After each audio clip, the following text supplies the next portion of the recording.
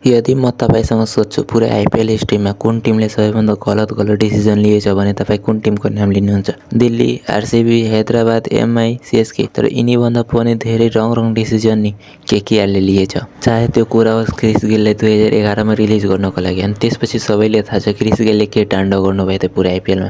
2011 अनि 12 दुवै साल पर्पल अरेन्जकै उहाँसँग नै थियो। दोस्रो 2018 मा उनीहरूले सूर्यकुमार यादवलाई पनि रिलिज गरिदियो। सूर्यकुमार यादव जुन अहिले कति खतरा लेभलको फर्ममा हुनुहुन्छ सबैले थाहा छ।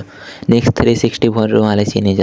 उहाँलाई पनि केकेआरले रिलिज गरिदियो। त्यसपछि 2022 मा उनीहरूले शुभम गिललाई रिलिज गर्यो अनि जिटीले बाई गर्यो। त्यसपछि शुभम गिलको हेल्पले जिटी इजिली आफ्नो फर्स्ट कप जितिहाल्यो। त्यसपछि 2025 मा गएर यिनीहरूले आफ्नो क्याप्टेन सीएस अय्यरलाई हटाइदियो अनि अहिले सबैले थाहा छ 2 सालदेखि पन्जाब कुन फर्ममा छ सीएस अय्यरको क्याप्टेन्सीको अन्डरमा। यतिसँग मन भरेन भने फिल सेटललाई पनि टिमबाट निस्काइदियो, जसको बदौलत उनीहरू फाइनलमा पुगे थियो अनि त्यही प्लेयरको बदौलत आरसिबी पनि फाइनलमा धेरै इजिली क्वालिफायर गरिदियो।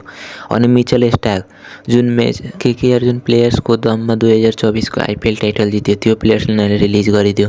फिल सेटल उहाँको बदौलतले तिनीहरू फाइनलसम्म पुग्यो। फाइनल म्याचमा खेल्न सक्नु भएन।